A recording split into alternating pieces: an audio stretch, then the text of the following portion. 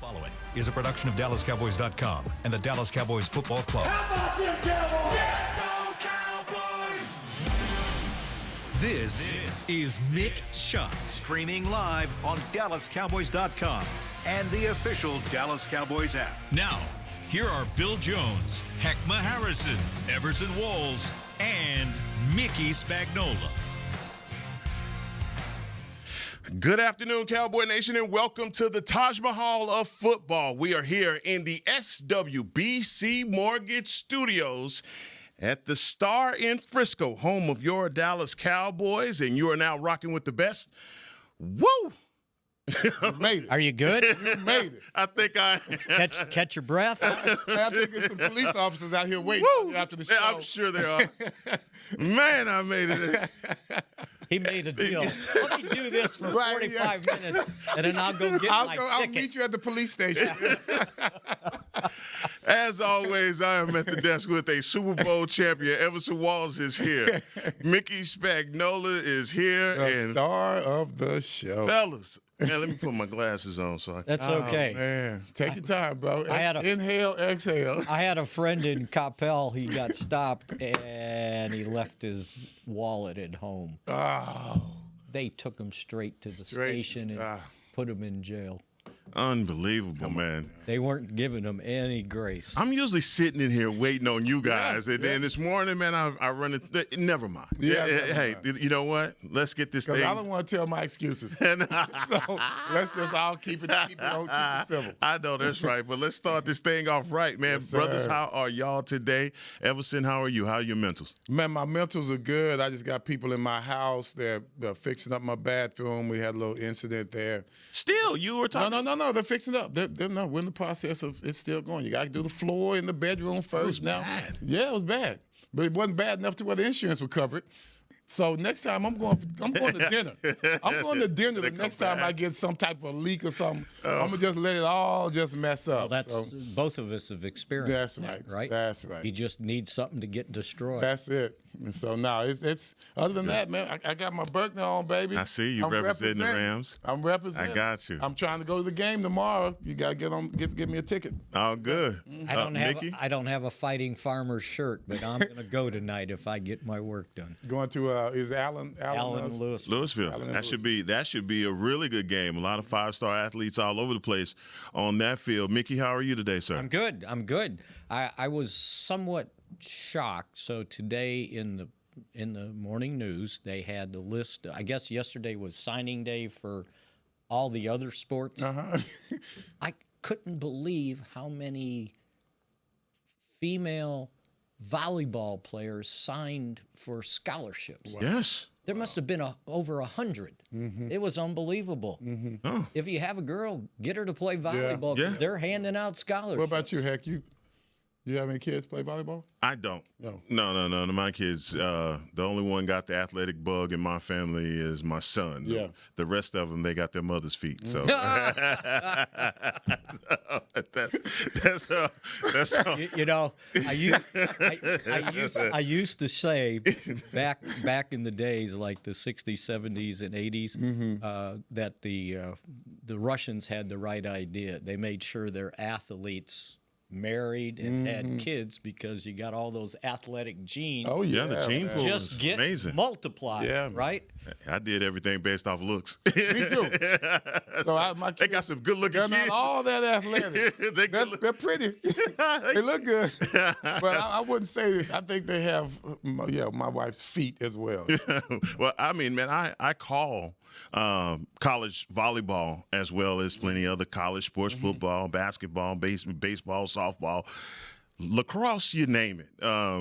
But it is, I interviewed just yesterday Coach Volpe for the University of Rice. She's been coached there for 22 years. And, I mean, the number of women that have come through her program at Rice, obviously a great institution of university. But, man, they are phenomenal. So, yeah, man, it's always a ton of female athletes going to get Do they have any issues with volleyball versus basketball? What do you mean? In regards to women volleyball players. What they decide most which of them, to play? Can if they got hops, they have athleticism. I wonder if they have any issues of competing for the same athletes, women's basketball versus women's volleyball. Man, I think when you have an exceptional volleyball player, whether it's a middle blocker, outside hitter, or any position like that. I don't know anything about. But I'm just saying, like any of those positions, obviously you're on the radar of a ton of good schools, and if USC, UCLA, that's like top of the food chain when you talk about volleyball. You're talking Olympic type stuff. Exactly. Yeah. And so when you're that good and you can go to school like that, they don't cross over. Basically competing like dual. You may have those dual sport athletes, but if you're that good at volleyball, trust me, and you can go to a school like that. I'm old now, and I can't remember my classmate's name, but there was this lady.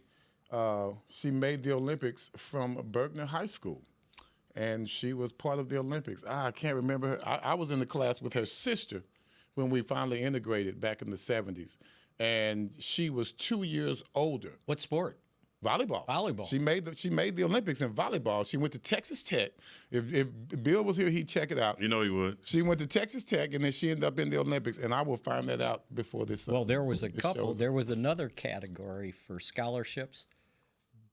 Beach volleyball. Yes. Oh yeah, that's more fun. Especially if you get paid. That's right. Yeah. That's more fun. Yeah. So y'all want to talk about some football? Yeah, why not? You want to talk about some football? I'm good. What you got over there in red pen? I'm sure you could have found. I'm sure you could have found a pen by now. What is your deal with this? I'm just going to wear it out, right? Then when it's done, I'll go back to blue. Okay. Because it looks alarming from here. It does? Yeah, it looks as if. What do you got it over looks there? as if you are angry. It looks as if you have a lot of angry words. He just to writes say. angry.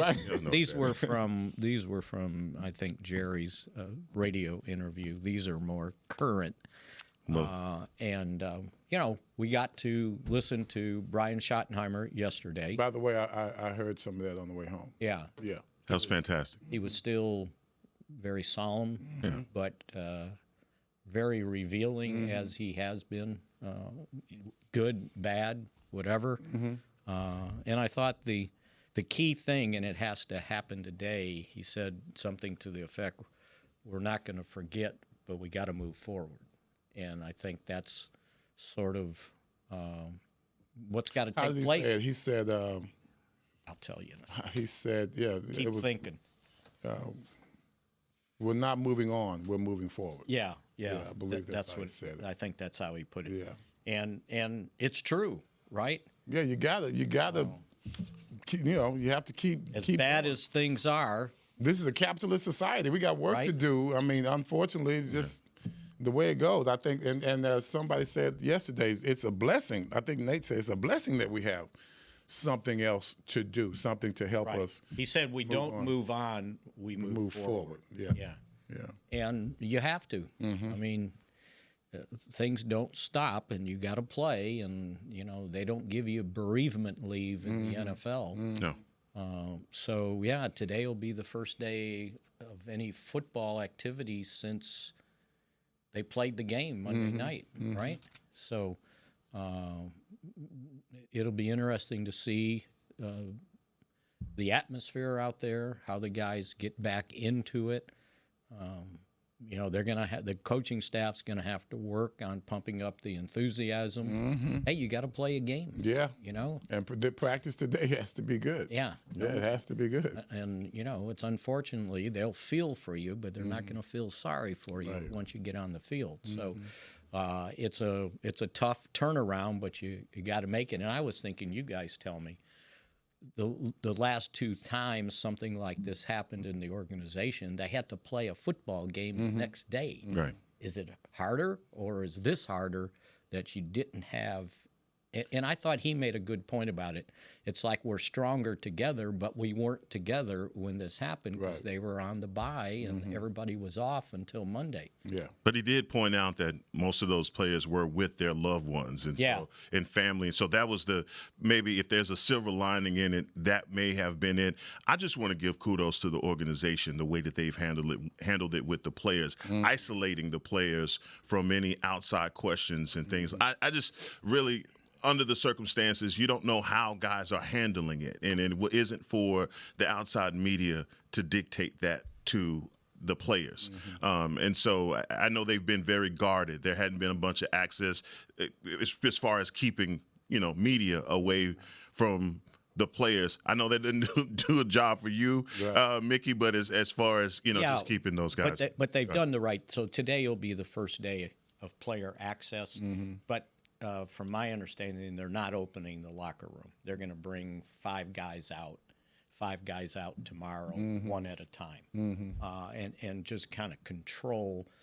I mean, you know what's going to happen. The TV cameras are going to be in there. They're going to be focusing on an empty locker. They're going to, be focusing on guys sitting around in little groups talking, and it's just not conducive. So, yeah, I think it's the wise thing to do. And the same thing with Schottenheimer talking yesterday, and he handled it well. He opened it up with a opening statement and then opened it up to questions. And I don't think he got a football question either, or a football question related to what took place. It wasn't like, well, what do you think about Overshone's, playing his first game of the season or anything like that? But I'm sure today probably get closer to a little bit. I wouldn't want to be the media guy that asked the stupid question. Right? I wouldn't want to be that guy. Well, I've done a couple interviews, and I've heard one. I think it was maybe Jerry, and it was almost like they were scared to ask the questions, so they asked 3 football questions before they got to, well, how are things going? Right. And it's like, don't bury the lead. Right. Right? I mean, that's what everybody's talking about, thinking about. So you might as well just jump right in. You can do it gracefully and not like, just, well, what do you think happened, or anything like that. I heard that same interview, and I really think they just didn't know how to handle the situation. I thought maybe they were told, don't ask. Yeah, me too. Right? That was the first thing I thought. I heard that too. Well, you would have known something about that, right? I mean, they wouldn't assign anything like that without you knowing about it, especially in this organization. But from listening as a person, it's like, why aren't they asking? Right? And it happened to me yesterday. It's like when they had me on, I assumed, okay, here we go. And then they asked 3 questions before we got to, well, how are things out at the Star? And I'm going, well, okay, you could have answered that first. One time I did one, and I basically they didn't ask me, and I kind of brought it up. And I said, well, and now they're going to have to move on from Marshawn Kneeland. Right. And then they opened up and asked. It's like, it's okay, It's so different these days, and I love it. I mean, I love it. The empathy that is exhibited within this organization. We've had issues before. Me as a player, there are certain things that have happened while we, were teammates. And it just, the organization back then, it just wasn't the same.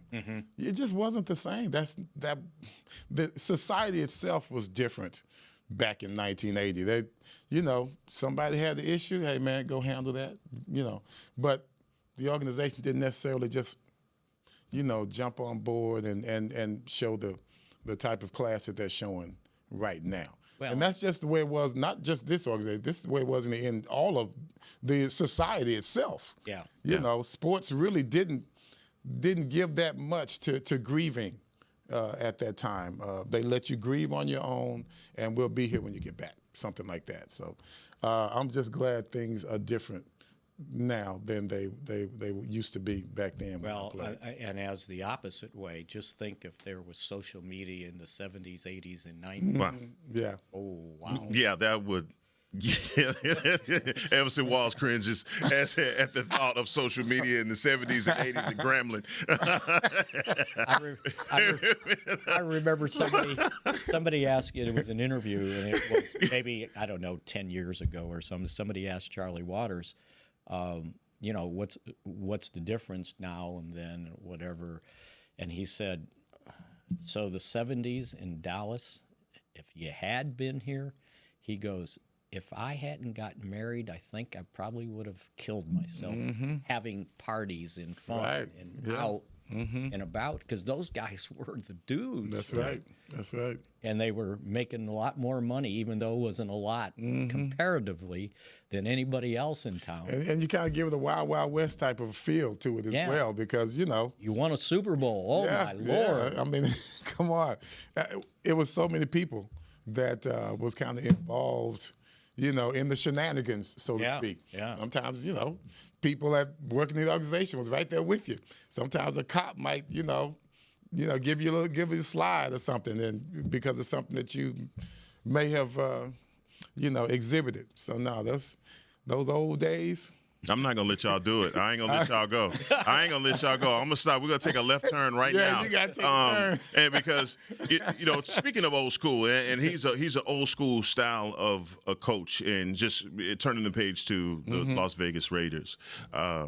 Pete Carroll, his teams, although they are 2-7, he is trying to put his imprint on this team. But one thing that is abundantly clear about Pete Carroll and the teams that he coaches, he has a style. Yeah. And it doesn't matter if it's in college or at the pro level. It is a thing that you could pick up each and every time you see these guys, and it is how physical they are. And we expect for this to be a physical matchup. I don't know about you. This is I look at this as a trap, not to look at the record. You know I am. Not to look at the record them being 2-7. How do you feel after evaluating the Las Vegas Raiders? No, I hadn't evaluated them much, but the last two games that I saw that they played, the last game itself, it reminded me more of a Pete Carroll team than any other time during this young season. Watching the way Geno was able to move in the pocket, the way he was able to ad-lib a lot in that last game, that's the best game I've seen them play this year. And I haven't really watched them. I didn't see their first two games, but that's the best game that I've seen Geno play. It was their old AFL style of football. You know, you put the ball in the quarterback's hands. You're gonna put the ball in their quarterback's hands and let him make some plays. And that's the way Geno was trying to do it. He did a good job of it for the most part last week. But this team has a lot of work to do. Seems like they're trying to get it together, starting on the middle part of the season. Other than that, I look at this as a game that we feel that we can control from the beginning to end. That's the way I look at this game. That's the way I think the Cowboys are going into this game, that they should have control of this game from beginning to end. Mickey, anything eyebrow-raising to you, them holding Denver to 10 points? To 10 points, yeah. Which was, if you're going to put it in perspective, 34 fewer points than the Cowboys gave up playing Denver. 34. But again, they're struggling to score. They've lost, you know, 3 straight now, and in the last 8 games, they're 1-7. They won the opener, and then everything kind of went downhill. But you're right. When I remember his teams from Seattle, they were really physical, and I thought that was his calling card. Now, I don't know if that was the type of players they had, or you emphasized that part of the game, but you know, the old Legion of... If you have the Legion of Doom, then boom or doom, whatever. Yeah, you can do a lot. And I'm sure that's what he wants to do there, but, you know, reading some of the stuff in the paper, he got a little irritated when somebody asked him, are you playing for next year? And, don't ask a coach that, right? No. Because they're playing for today, right? No matter what, because they were talking about how they needed to play more of their young guys. And it's like, no, we're playing to win. They have a lot of injuries? They're going to be without both of their starting guards. Okay. So that's right from the start. We talked a little bit yesterday about Jackson Powers Johnson. He's on IR, so he's out. And then the other guy, Dylan Parham, is out. So they're going to back him up with a veteran guy that hasn't played all that much, Alex Kappa. And then the other guy, Will Compton, is an undrafted practice squad player in his second year. So they got some problems there in the middle. So we're gonna test our boys out. See if they see how they feel. Quinton, go Q, Yes, right? baby. Just go. Hit the ground running, boy. Yeah, absolutely. So when you talk about physicality, that's where I'm looking. I'm looking at the matchup in the trenches because they are compromised at the offensive line, and with the addition of Quinton Williams. That's why we talked about it a little bit yesterday. But the fact that you believe with your front and them being compromised and that addition that you should have the upper hand in this game. And oh, by the way, again, Ashton Genty, I believe 500 or so yards on the season, but still is one of those running backs that finds a way to fall forward. And that's the only thing about him as a running back and his running style is they're going to give him the ball enough to try and get him in a rhythm to try and break down this defense. And you've played against some running backs like that, guys that just keep coming over and over again. But most of those guys were huge. And that's what I had to deal with back in the day. Now you have the small, more nifty, shifty guys that are out there these days. As far as I'm concerned, this offensive line is going to have their work cut out for them. And I'm looking forward to that. I'm looking forward to us controlling the line of scrimmage from a defensive standpoint.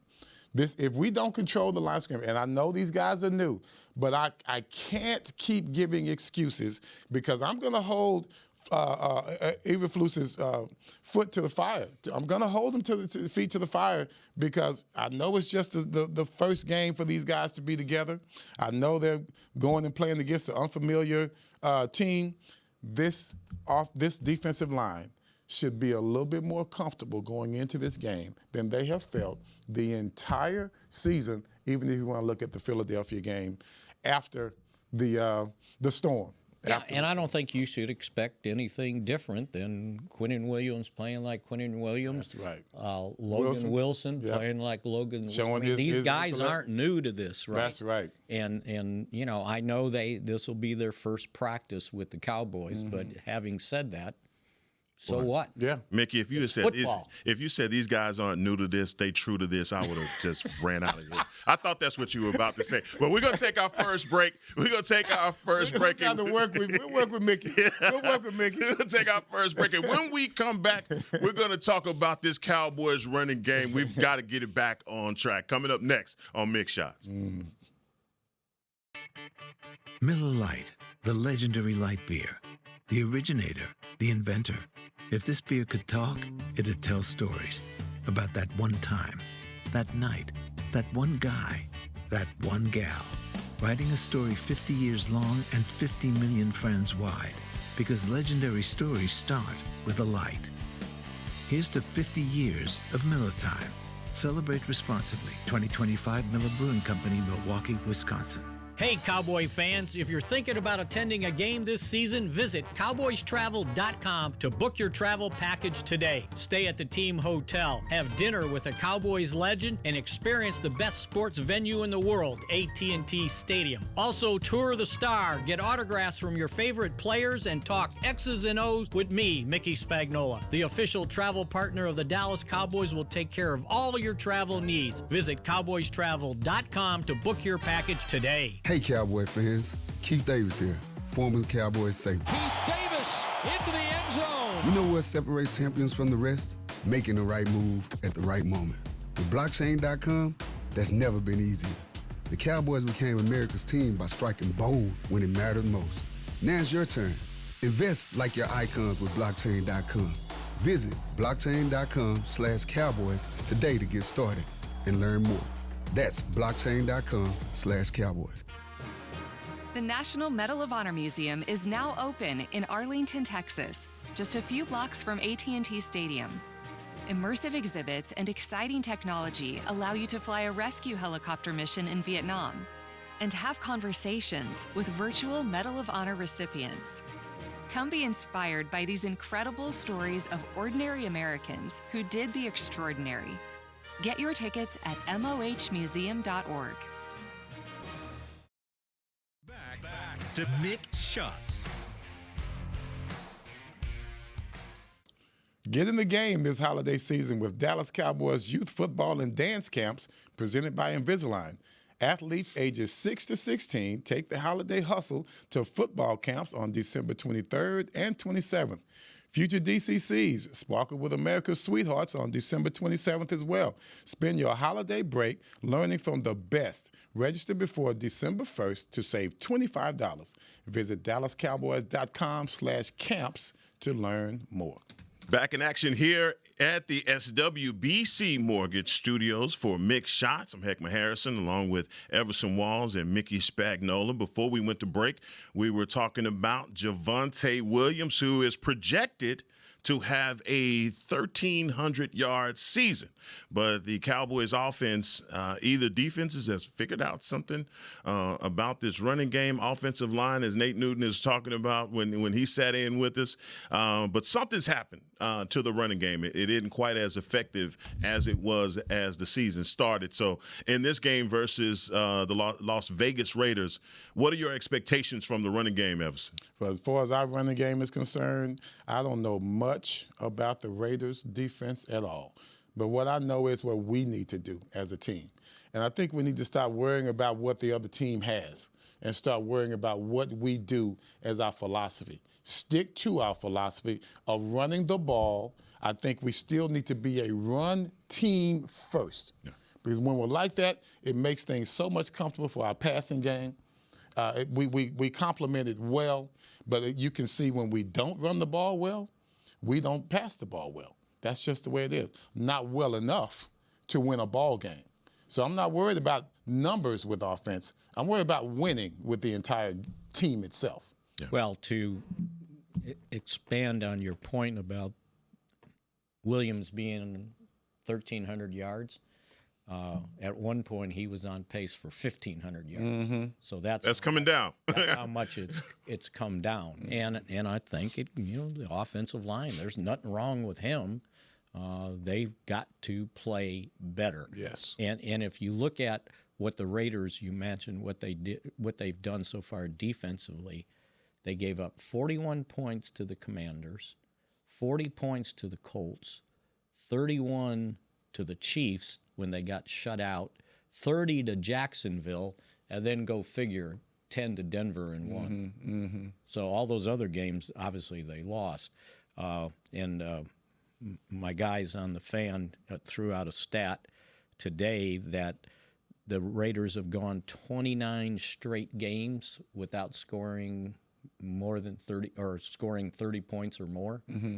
And I went back and looked, and it's basically twice in 43 games that they've scored more than 30 points. Mm-hmm. And one time it was 63 against the Chargers in 2023. Right. So that was the last time they had scored more than 30 points. So they haven't been that productive offensively. They did score 29 against Jacksonville. I think that was a overtime loss. Mm-hmm. They got beat 30-29. That was recent, right? Yeah, that was 2 games ago. Yeah, that's when I saw Geno running around back there acting like he was MVP. He had a good game. Yeah, he has a tendency to do that from time. He'll put a cape on for one game, one night only, mm-hmm. and then he'll turn back. Yeah. Remember Russell Wilson, right? No, for sure. And the challenge for me for this offensive line is opening up those holes in the A and B gap, because we've seen Javonte, man, when he is effective coming downhill on the linebackers, safeties, they don't want to see this guy. Something changed, though, and I know it's been kind of a musical chairs at the offensive line position, and I even heard an interview with the offensive line coach talking about that there is competition on the offensive line with Terrence Steele. Well, it got me to thinking, with Nate Thomas and Terrence Steele, if you're going to do a rotation for those two guys, this may be the wrong game to try that in because of Mad Max Crosby. There you go. He may dictate, if not a rotation, if you have to make a change, right? This is true. We can't put up with this. You've got to play. Well, and don't give Guyton a pass either. He needs to improve also. Both tackles need to improve.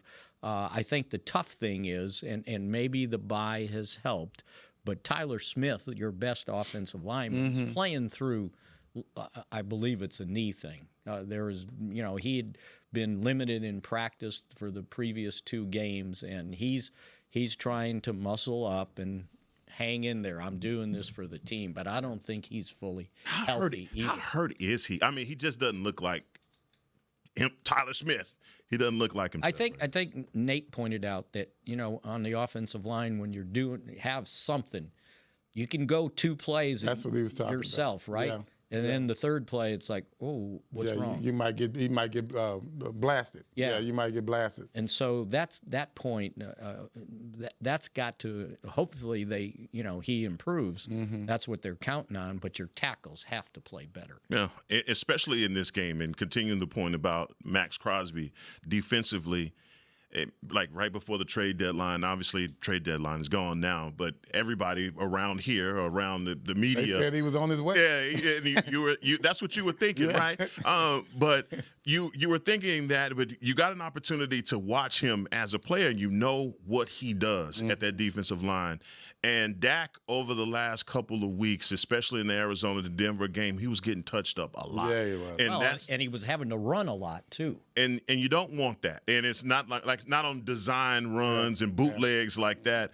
But this is one of those games that obviously, if you do have your running game going, that kind of pushes that defense, stops them from pinning their ears back because you stay balanced. And then maybe, just maybe, that also preserves your defense as well by keeping them on the sideline drinking Gatorade. I think I would be foolish enough to test Crosby.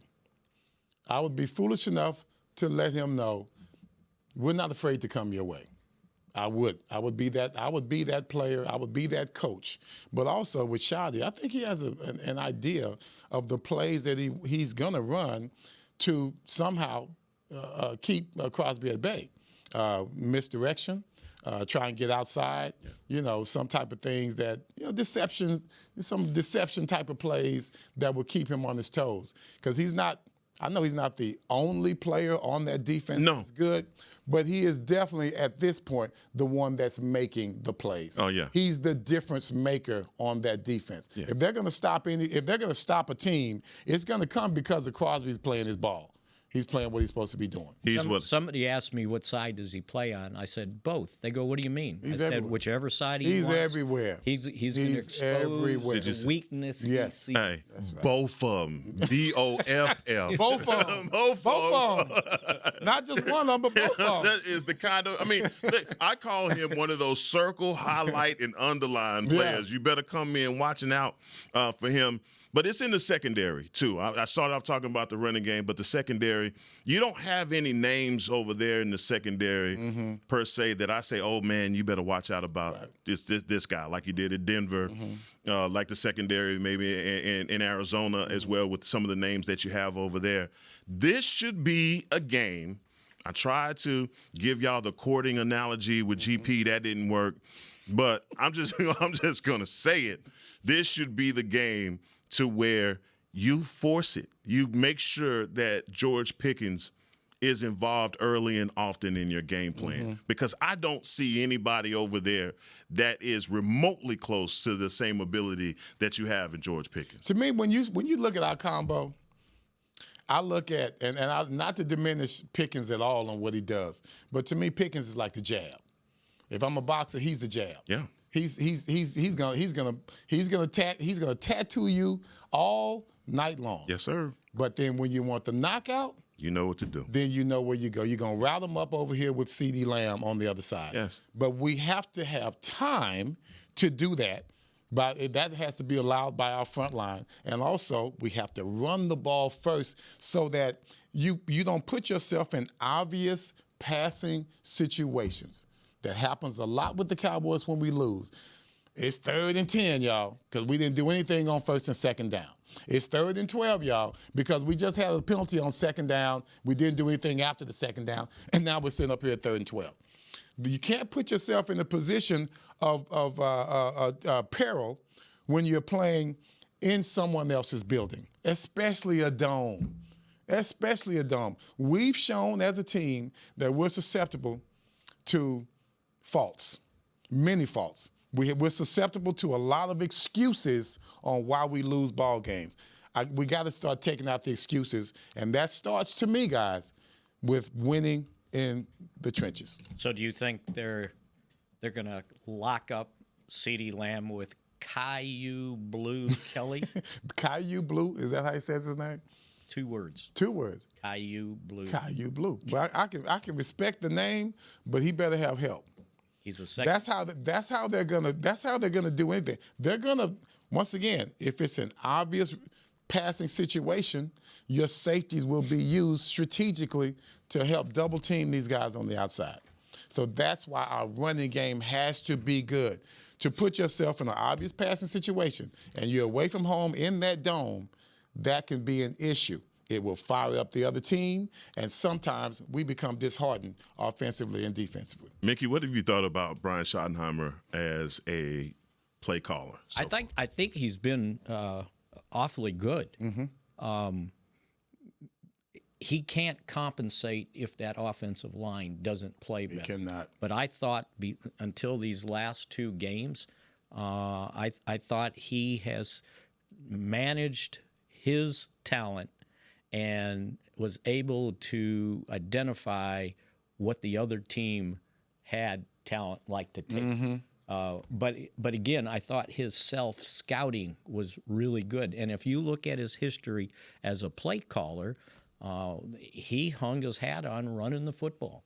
There was a couple years, it was with the Jets, I think also Seattle, they led the league in rushing or right at the top. And most of the years they were in the top 10 in rushing yards. So that's what he wants to do. And I like the fact that he doesn't call plays to call plays. He's calling plays for players. Like, okay, I'm calling this play for CeeDee Lamb, right, or I'm calling this play for George Pickens, because I think I've got and that's advantage. What we wanted. We wanted that around here all the time. Don't just call your favorite play. Right.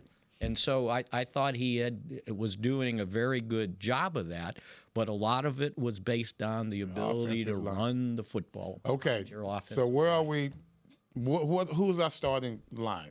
I don't know if we've even. So, I mean, they're going, if they're doing their 5 starters, if they've seen, it's been Guyton, Tyler Smith, Cooper Beebe, Tyler Booker, and Terrence Steele. Okay. So they really need. That's our strongest lineup. And then the previous game, they were giving Nate Thomas snaps at right tackle. And until Guyton went out, did he have a concussion? I believe it was a concussion. It was a concussion, right? And then he got forced to play left tackle. I thought he did okay. He wasn't great, but yeah, I mean, there's a reason why they were giving him first team snaps at right tackle in place of Terrence Steele, and Steele is still his strength is run blocking and pass blocking. That was always his weakness, and teams have seen that. And one-on-one, they take advantage of it. Yes, they do. So give him help. I was going to say, let's give him some damn help. Let's go 2 tight ends, right? And just say okay. And if you noticed, a lot of times when they go 2 tight ends, and they were kind of tipping their hand a little bit, but instead of Schoonmaker as the second tight end, it's been Span forward. Yeah. And that's why they were able to throw to him whichever game for a touchdown, because they're thinking, well, this guy's not leaving the line of scrimmage, right? He's 6'8". Throw it up to him. Williams. Well, let's take our final break. Speaking of 6'8". Let's take our final break, and when we come back, we will introduce Bill Jones back into the fold here in Mick Shots. Should we? Yeah, we will. We only got 5 minutes. Hey, and find out what a win will mean for the Dallas Cowboys coming up next here on Mick Shots. Miller Lite, the legendary light beer. The originator, the inventor. If this beer could talk, it'd tell stories about that one time, that night, that one guy, that one gal. Writing a story 50 years long and 50 million friends wide. Because legendary stories start with a light. Here's to 50 years of Miller time. Celebrate responsibly. 2025 Miller Brewing Company, Milwaukee, Wisconsin. Hey, Cowboy fans. Keith Davis here, former Cowboys safety. Keith Davis into the end zone. You know what separates champions from the rest? Making the right move at the right moment. With blockchain.com, that's never been easier. The Cowboys became America's team by striking bold when it mattered most. Now it's your turn. Invest like your icons with blockchain.com. Visit blockchain.com/cowboys today to get started and learn more. That's blockchain.com/cowboys. Star Sports Tours is the only official fan travel partner of the Dallas Cowboys, offering exclusive game weekend travel packages with pre-game sideline access and photo ops with current players, cheerleaders, and Cowboy legends. You want to stay at a team hotel, attend the best tailgate party in Texas, tour the Star, and talk X's and O's with me, Everson Walls?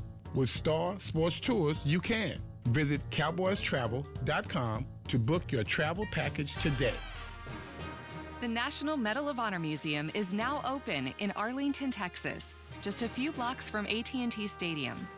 Immersive exhibits and exciting technology allow you to fly a rescue helicopter mission in Vietnam and have conversations with virtual Medal of Honor recipients. Come be inspired by these incredible stories of ordinary Americans who did the extraordinary. Get your tickets at mohmuseum.org. Back to Mick Shots. Cowboys Nation, Tom Gibson has been named your 2025 Dallas Cowboys Fan of the Year, presented by Captain Morgan for his dedication to the team and spicing up the game. Vote for Tom to be named the ultimate NFL Fan of the Year at NFL.com/Fan of the Year. Tom, you lucky dog. Lucky dog. All right. Welcome to Mick Shots. Hey. To myself. What's happening? Hey, Bill. I didn't know you were here. Sorry. I just walked We were in. doing a show. You weren't I here. just decided I'd join you. We left you a few minutes. We left you a few minutes. Come on, man. So I can recap the taping of the coach's show. Which, you know what? One of the things that I love about this coach is that he's hands-on on everything that happens in the building. And I've done the coaches show with Mike McCarthy. I did it with Jason Garrett, and they're great. You know, they just show up and answer questions. Yeah. But Coach Schottenheimer is one that he's got input on what we talk about, what he wants to talk about, which helps me out a lot. And especially this week with the tragic passing of Marshawn, we in advance decided, okay, how much time is appropriate, you know, because, I mean, they're going out on the practice field right now. And they're getting back to, yeah, that's right. And so we spent the first segment of the show talking about Marshawn. And, you know, he was so great yesterday talking about Marshawn at the press conference. And Mickey was at the memorial service as well. And but anyway, at the end of the show, he's got his shot for the week, and so it's just I think I get a little glimpse doing the show what he's like, and that takes up 5 minutes of his day or whatever. We wait for 20 minutes, but it takes 5 minutes. It gives you a glimpse of how he wants things run throughout the organization, you know, and which I really appreciate. So, well, hopefully, not hopefully, but he's doing a great job now. This is extremely sensitive time, and you know there has to be a timing with it. You can only grieve so long, and we talked about it earlier. Now we got to get back to work. That's just the way it is. Nate Newton says it's fortunate that we have to get back to work because now we have something instead of dreading or having to deal with what we just had to deal with. So, yeah. And in this case, they're looking at, okay, this is the first time, you may have already talked about this, first time they're on the practice field since a week ago Monday. Yeah. And so that's 10 days. And now they've got 3 days to get ready to go play on Monday night. And you're not only playing on Monday night, then you're playing 3 games in 11 days and 4 games in 18 days. Right. And so it's coming in a hurry at you. And not only Monday night national TV. So, yeah, you better be ready, right? Yeah. Guys are proud, right? No one wants to go out there and embarrass themselves. So you would hope that's the extra motivation. Right. I think the other motivation, we talked about it early, is, you're playing for the memory of your teammate to play like he would want you to play. Because people, I was talking to the female security guard that's usually out there, and she had said something, and I said, well, did you know who he was? And she goes, I don't know a lot of the players. I don't know how closely I follow them, but I know who he was. Wow. Right? And I said, because he smiled. She goes, his smile, and he was always nice and said hello. And it was like, it wasn't, all the things people were saying about him. This is the little security guard, and he stood out to her. Right. Yeah. So he affected a lot of people. So, I think Schotty's right. We don't want to move on, but we got to move forward. There's no playbook for this, and I think you were talking about this, Mickey, and just watching the way that the interview went, press conference went yesterday, and listening to Schotty, you realize there's a real human aspect that he's showing in this, where I'm used to seeing coaches be kind of that stern, leader of men, not showing a whole lot of emotion. But in a situation like this, his ability to be transparent with how he's feeling, I think that's just something that, again, that nobody wants to deal with a situation like this. And then in the face of being a leader also, I just like the way that he's handling everything. Well, he's handling it like he's one of them. Yeah. Right? Because that's the way the players are feeling. I remember when Dak talked about his brother committing suicide, and he was really open and really real, and somebody out there in the national media criticized him. The quarterback shouldn't be weak like that. You got to be strong. How stupid is that? Right? I heard it, and I was like, I wanted to punch the TV. Yeah. It's like, no, he's being real, and I think that's. But then that's kind of what we had to deal with back in the '80s, that kind of talk right there. Right. Yeah. Yeah. That kind of insensitive talk. Be tough. Yeah. And those are the main guys who are the cowards. Yeah. So yeah, we don't even deal with that. But you talked about how the time that they've had, these number of days they've had versus playing a game right away. I've been trying to answer that question. I don't know if I could. Yeah. I think playing right away would be tougher. Of course, I hadn't gone through it, but it seems like playing right away would be a little bit tougher. We were talking about the other two deaths before games with Marcus Paul and Jerry Brown, and they had to play next day. Right. Game's up. He was asking which would be tougher, and I would say playing right away seemed like that would be the toughest way to go. I couldn't. I don't know. Just for looking at it from the outside, this is good because I see how this is being handled. Having that time, being looked out for, commiserating, all of that. You have time to do that. That's not a quick thing. Yeah. But having to play right away, kind of hard to get all of that together and play a game.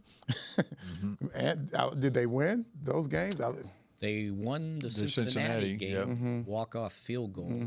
I don't remember what happened that Thanksgiving with Marcus Paul. It's 2020. It wasn't good, probably. Yeah, you're right.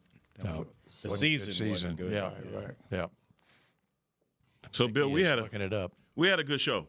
I'm sure you did. Without you. You did. No, Without you. No, we did it. And, Here's what I will say, Heckma. What's up? I would like my seat back. I bet you would. Behind my left shoulder over here. I I'm bet in you your do. seat, okay? I can't see what the monitor over here that's got the NFL Network. You got to be a strong man. And Everson looks totally different. You got to be a strong man over here, man. From this vantage point, you probably feel the same way, doesn't he? You think you got his good side or his bad side? That's Everson Walls, man. It don't matter. All his sides are Front good. side. Let's do this. Hold your right hand up, man. Man, What is look at that, that. bro? Oh man, What is that? So, I call G League basketball games, ESPN, NBA.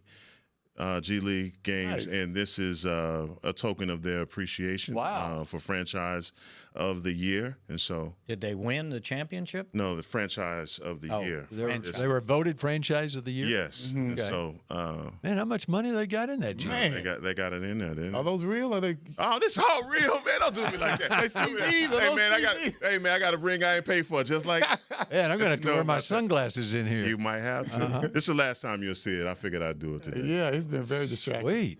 Yeah, man. Love that.